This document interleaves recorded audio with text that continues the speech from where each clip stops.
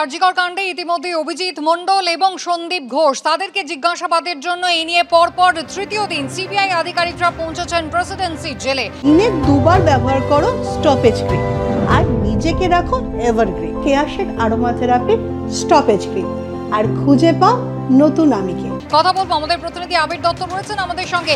আবির, আমরা জানি যে ইতিমধ্যে সিএফএসএল থেকে রিপোর্ট তারা পেয়েছেন ফোনের এবং সিসিটিভি তালা থানার, এবং তার ভিত্তিতেই এই জিজ্ঞাসাবাদ প্রক্রিয়া চলছে। সেক্ষেত্রে নতুন কোনো তথ্য কি পেয়েছেন সিবিআই আধিকারিকরা?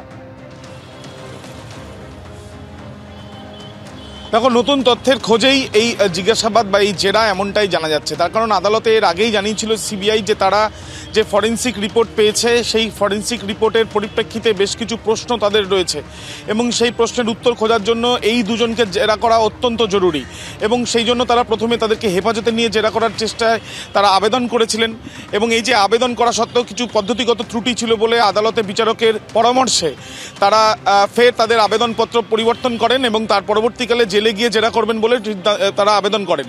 যদিও সেই আবেদন মঞ্জুর হওয়ার পরে পরপর 3 দিন আজকে নিয়ে তারা সেখানে যান এবং যেমনটা আদালত থেকে নির্ধারিত করে দেওয়া হয়েছিল সেই অনুযায়ী আলাদা আলাদা ঘরে দুজনকে জেরা করা হচ্ছে এবং তার সঙ্গে সিবিআই তাদের নিজেদের প্রয়োজনীয় ইলেকট্রনিক্স গ্যাজেট বা ল্যাপটপ সেটা তারা নিয়ে যেতে পেরেছেন।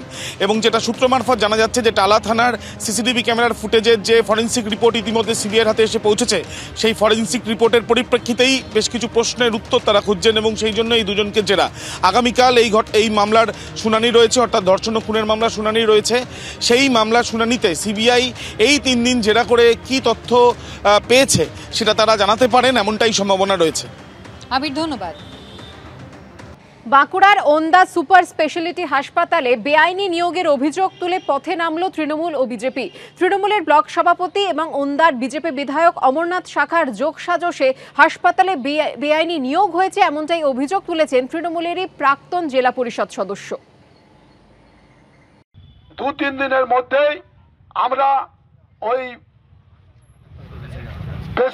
আমাদের হসপিটাল সুপার হসপিটাল আমরা ঘেরাও করব এবং প্রত্যেকটা ডাক্তারকে ঘাড়ে ধরে একটা ঘরে ঢুকিয়ে চাবি দিয়ে রাখবো। পিতৃপক্ষ থেকে দেবীপক্ষের সূচনা সন্ধিক্ষণেও যখন আর্যিকর কাণ্ডের প্রতিবাদে সোচ্চার কলকাতা,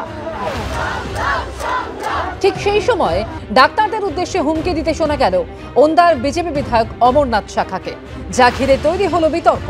ঘটনার সূত্রপাত বাঁকুড়ার ওন্দা সুপার স্পেশালিটি হাসপাতালে নিয়োগকে কেন্দ্র করে।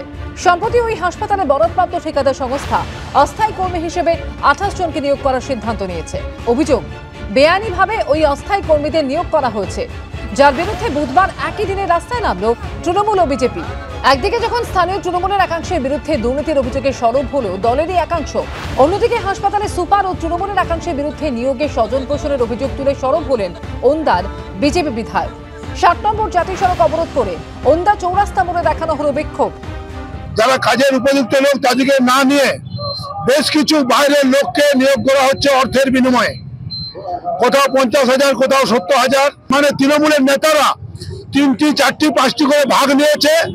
পাল্টা ওন্দার বিজেপি বিধায়ক অমরনাথ শাখা ও তৃণমূলের ব্লক সভাপতি যোগসাজশে হাসপাতালে বেআইনিভাবে লোক নিয়োগ করা হয়েছে বলে অভিযোগ তুলেন তৃণমূলের প্রাক্তন জেলা পরিষদ সদস্য উত্তম বিড মহাশয়। আমি জানি না উনি কার সাথে আঘাত করে কি করেছেন, এবং এখানে নাম 27 জনের লিস্ট দিয়ে গেছেন, যেগুলো সম্পূর্ণভাবে অবৈধ, এবং এটা কাউকে না জানিয়ে কোনো কিছু না করে মানে অবৈধভাবে জনা 3-4 লোক এবং বিরোধী পক্ষের সাথে আঘাত করে তাদেরও নাম আছে, আমরা লিস্ট করে দিতে পারি, দিয়ে এই ঘটনাটা কালকে তারা ঘটিয়েছে।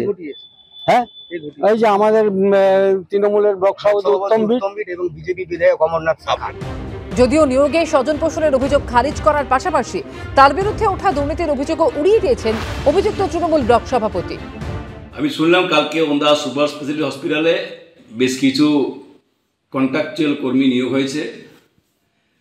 এটা নিয়োগটা করে একটা এজেন্সি, ওদের এখানে কোনো দল দেখা হয়নি, কোনো করা হয়নি, কোনো পার্সিয়ালিটি করা হয়নি।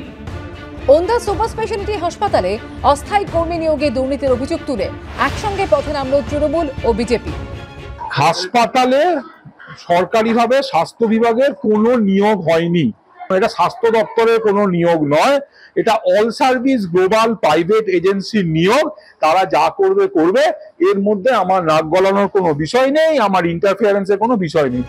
নিয়োগে দুর্নীতির অভিযোগের বিষয়ে ঠিকাদার সংস্থা অল সার্ভিস গ্লোবাল প্রাইভেট এজেন্সির সঙ্গে যোগাযোগের চেষ্টা করা হলেও এ ব্যাপারে তাদের কোনো প্রতিক্রিয়া মেলেনি। পূর্ণেন্দু সিংহ রিপোর্ট, এবিপি আনন্দ, বাঁকুড়া।